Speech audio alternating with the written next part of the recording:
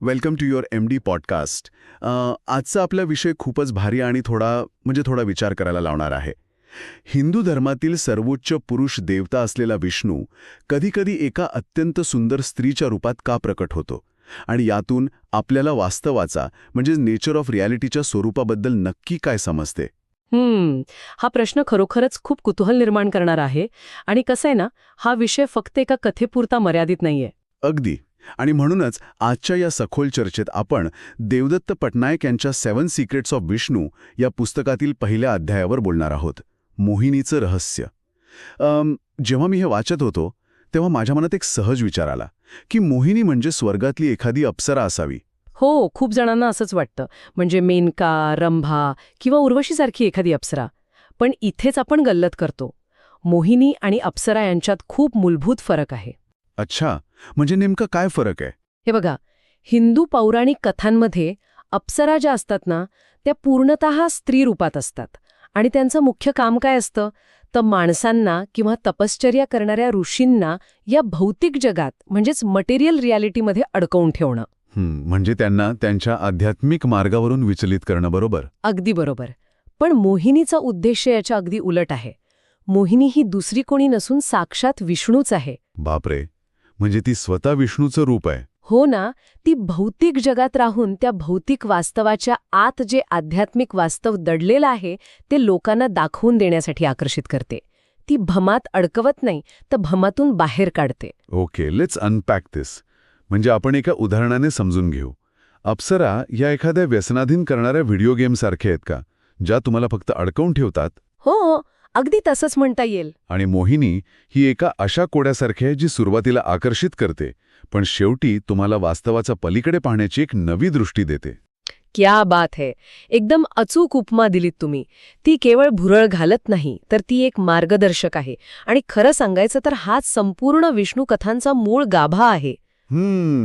पण इथे एक प्रश्न निर्माण होतो. म्हणजे माझ्या मनात एक शंका आहे. विचारा ना. जर मोहिनी हे भौतिक आणि आध्यात्मिक वास्तवाचं असं मिश्रण आहे, तर मग आपल्या तत्वज्ञानात या दोन वास्तवांना स्त्री आणि पुरुष अशीच रूपका दिली आहेत? यामागे खूप जुना आणि सखोल विचार आहे. भारतीय तत्वज्ञानानुसार 2 प्रकारची वास्तवे आहेत. पहिलं म्हणजे भौतिक वास्तव, ज्याला आपण प्रकृती म्हणतो. प्रकृती म्हणजे निसर्ग, ज्याला आपण स्पर्श करू शकतो. हो, निसर्ग, ज्याला आकार आहे. आणि दुसरं वास्तव म्हणजे पुरुष किंवा आध्यात्मिक वास्तव, जे अमूर्त आहे, ज्याला कोणताही आकार नाही. या तत्वज्ञानात प्रकृतीला स्त्रीचं रूप दिलंय आणि पुरुषाला पुरुषाचं. पण आजच्या काळात हे ऐकले तर थोडं वादग्रस्त वाटू शकतं ना? कोणीही म्हणेल की स्त्रीला भौतिकतेशी जोडणं हे पुरुषप्रधान संस्कृतीचं लक्षण आहे. हो, आणि पुस्तकात या आक्षेपावर खूप छान विश्लेषण दिलंय. कसं आहे, यात कोणतीही उतरंड किंवा हायरार्की नाहीये. स्त्री दुय्यम आहे असा याचा अजिबात अर्थ होत नाही. मग यामागे नक्की काय कारण आहे? यामागे मानवी शरीरशास्त्र आहे, म्हणजे फिजिओलॉजी. बघा, प्रजननाच्या प्रक्रियेत पुरुष काय करतो? तो जीवाची निर्मिती करताना फक्त एक चालना देतो, एक ट्रिगर देतो, तेही त्याच्या स्वतःच्या शरीराच्या बाहेर. बरोबर आहे. पण एक स्त्री त्या जीवाला तिच्या शरीराच्या आत वाढवते. ती त्याला एक आकार देते. मेटाफिजिकल पातळीवर सांगायचं तर आध्यात्मिक वास्तव हे केवळ निरीक्षण ट्रिगर करतं, पण भौतिक वास्तव त्या निरीक्षणाला प्रत्यक्षात आकार देतं. Here's where it gets really interesting. म्हणजे हे एका गाडीच्या इंजिन आणि स्पार्क प्लग सारखं आहे. अगदी. एक जण फक्त ठिणगी देतो आणि दुसरा प्रत्यक्षात ती गाडी चालवतो. म्हणजे यामागे कोणताही भेदभाव नाहीच आहे, तर हे एकमेकांवरचं अवलंबित्व आहे. हो ना. एक दुसऱ्याशिवाय पूर्णपणे अपूर्ण आहे. आणि हेच तत्वज्ञान सामान्य माणसाला समजण्यासाठी पुराणांनी या अमर्त कल्पनांना देवांची रूपं दिली. म्हणजे तो पुरुष विष्णू बनला. बरोबर. अमूर्त वास्तव विष्णू बनला आणि ती प्रकृती म्हणजेच भौतिक वास्तव लक्ष्मी बनली. विष्णू जगाचा सांभाळ करतो, पण लक्ष्मीशिवाय तो काहीच करू शकत नाही. कारण लक्ष्मी ही संपत्ती आहे, साधन आहे. अगदी. लक्ष्मीशिवाय विष्णूला काहीच करता येत नाही आणि विष्णूशिवाय लक्ष्मीला कोणताही हेतू उरत नाही. ते एकमेकांना व्हॅलिडेट करतात. अच्छा, म्हणजे आपण खजुराहो किंवा इतर मंदिरांवर ती जी दाम्पत्य शिल्प पाहतो स्त्री पुरुषांची, त्यांचा अर्थ हाच असतो का? हो. व्हॉट्स फॅसिनेटिंग हिअर इज, लोक अनेकदा या दाम्पत्य शिल्पांकडे फक्त लैंगिकतेच्या दृष्टीने पाहतात. हो, तसाच गैरसमज असतो सहजा. पण ती केवळ शृंगाराची प्रतीके नाहीत. ती भौतिक आणि आध्यात्मिक वास्तवाच्या परस्परावलंबित्वाची तत्वज्ञानात्मक विधाने आहेत. बापरे, हा विचारच खूप मोठा आहे.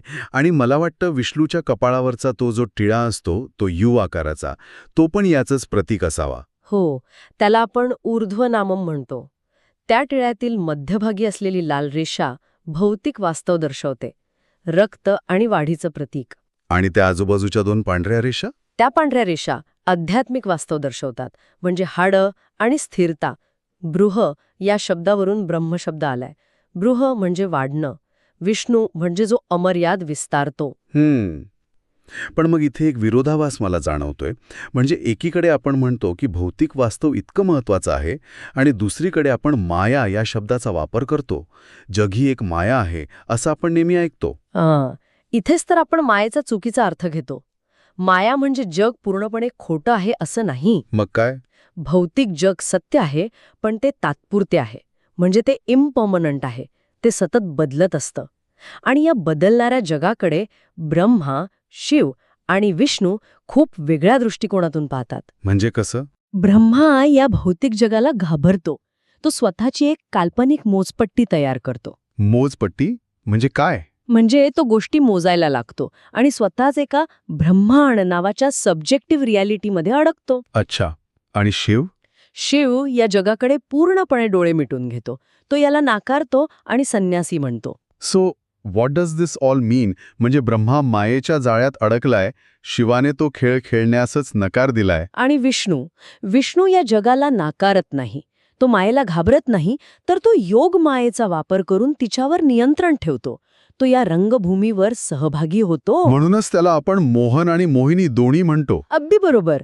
तो मायेचाच वापर करून माणसांना मायेच्या पलीकडे पाहण्यास शिकवतो. यालाच प्रवृत्ती मार्ग म्हणतात. क्या बात आहे. आणि मला वाटतं याचा सर्वात मोठा पुरावा म्हणजे समुद्र मंथनाची कथा. हो ना. देव आणि असुरांनी मिळून जेव्हा समुद्रमंथन केलं तेव्हा त्यातून अमृत बाहेर आलं. आणि मग ते मिळवण्यासाठी त्यांच्यात भांडण सुरू झालं. आणि नेमक्या त्याच वेळी विष्णू तिथे मोहिनीच्या रूपात प्रगट झाला. हो. आणि मग काय झालं? असुरांचं पूर्ण लक्ष मोहिनीच्या भौतिक सौंदर्याकडे वेधलं गेलं. ते तिच्यात एवढे गुंग झाले की ते अमृतालाच विसरले. पण इथे एक मिनिट मला सांगा, हे तांत्रिकदृष्ट्या फसवणुकीसारखं नाहीये का? म्हणजे विष्णूने असुरांना फसवलं असं नाही का वाटत? हाच तर महत्वाचा मुद्दा आहे. हे केवळ फसवणुकीचं कृत्य नव्हतं. भौतिकतेच्या मागे अंधळेपणाने धावणारे असुर रिकाम्या हाताने परत गेले. पण जे शांत राहिले, जे विचलित झाले नाहीत, त्यांना आध्यात्मिक ज्ञानरूपी अमृत मिळालं. अच्छा, म्हणजे ही एक प्रकारची परीक्षाच होती. हो, आणि विश्वात गती चालू राहावी म्हणून विष्णूने शक्तीचा समतोल म्हणजे पॉवर ग्रेडियंट बदलला. हे खरंच खूप लॉजिकल वाटतंय. पण मला एक सांगा, असुरांना तर मोहिनीने भुरळ पाडली, पण शिव जो नेहमी डोळे मिटून बसलेला असतो, त्याच्यावर या मोहिनीचा काय प्रभाव पडला? हा प्रसंग तर खूकल भाडी आहे. शिव हा प्रकृतीकडे पूर्णपणे दुर्लक्ष करणारा देव आहे. तो डोळे उघडत नाही. पण विष्णू जेव्हा मोहिनीचं रूप घेऊन शिवाच्या समोर नृत्य करू लागतो तेव्हा शिवाला डोळे उघडावेच लागतात. हो, आणि तो जेव्हा मोहिनीला पाहतो तेव्हा तो तिला विष्णू म्हणून ओळखतो. त्याला समजतं की हे भौतिक वास्तवाच्या आवरणात लपलेलं आध्यात्मिक वास्तव आहे. बापरे. आणि ही ओळख पटणे हीच खऱ्या अर्थाने शिवाची आध्यात्मिक जागृती असते. यातूनच पुढे हरिहरसूत म्हणजेच अय्यप्पा या देवतेचा जन्म होतो. हे खरंच खूप अवाक करणारं आहे. शिवाची सर्वोच्च आध्यात्मिक जागृती जग सोडून देण्यातून नाही, तर भौतिक सौंदर्यामध्ये लपलेल्या ईश्वराला पाहण्यातून झाली. अगदी. आणि हे सगळं ऐकत असताना मला महाभारतातला एक संदर्भ आठवतोय. अरावणची कथा, कुवगम महोत्सवाचा तो संदर्भ. हो, ती कथा तर अत्यंत भावपूर्ण आहे. म्हणजे विचार करा ना, अरावणला युद्धात बळी द्यायचा असतो, पण त्याला अविवाहित मरायचं नसतं आणि विष्णू मोहिनीचं रूप घेऊन त्याच्याशी लग्न करतो. हो ना. तो एक रात्र त्याची पत्नी बनतो आणि दुसऱ्या दिवशी त्याच्या मृत्यूनंतर विधवेचं दुःखही अनुभवतो. आजही तमिळनाडूतील तृतीयपंथी समुदाय हा महोत्सव खूप श्रद्धेने साजरा करतो. हे सगळं ऐकून खरंच एक वेगळीच जाणीव होतीये. आपण नेहमी ऐकतो की अध्यात्म म्हणजे सगळं सोडून देणं. पण या सर्व सूत्रांवरून असं स्पष्ट दिसतंय की भौतिक जग आणि आध्यात्मिक जग हे शत्रू नाहीत. अजिबात नाहीत. भौतिक जगाशिवाय अध्यात्माला कोणताही आकार मिळत नाही. आपण आजच्या या सखोल चर्चेच्या एकदम शेवटाकडे आलोय आणि मला वाटतं आपण सर्वांनी यावर थोडा विचार करायला हवा. नक्कीच. आपल्या दैनंदिन जीवनातील पैसा, नोकरी, नाती या सर्वांकडे आपण अध्यात्मातील अडथळे म्हणून पाहण्याऐवजी ईश्वराचेच एक रूप म्हणून पाहिलं पाहिजे. अगदी बरोबर. तर मोहिनीचं रहस्य हे आहे, जे जग आपण पाहतो, स्पर्श करतो, ज्याचा वास घेतो आणि ज्याची इच्छा बाळगतो, ते अध्यात्माचे शत्रू नाही. तो त्याचा पोशाख आहे आणि विष्णू तो पोशाख सर्वांत चांगल्या प्रकारे परिधान करतो. क्या बात है. खूपच सुंदर विचार. धन्यवाद. आणि श्रोतेहो, जर तुम्हाला पुढचा पॉडकास्ट हवा असेल तर कृपया तुमचा चॅनल MD पॉडकास्ट सबस्क्राईब करा. पुन्हा भेटूया पुढच्या भागात.